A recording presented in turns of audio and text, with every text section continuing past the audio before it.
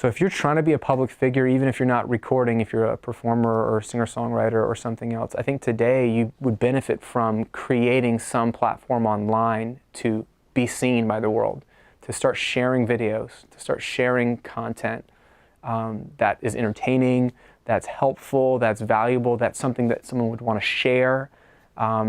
Become known online in your little part of the world, in your little niche, as a valuable resource. And value, again, can be funny. Like, I've got friends that make funny videos on YouTube and people love it because it adds value to them. It gives them a laugh. Or I do education. So I create valuable free education online. Whatever it is, put something out online and create a brand around it a little, even if it's just a YouTube channel or Facebook Live stuff or whatever it is of the day, because that all might change in 10 years.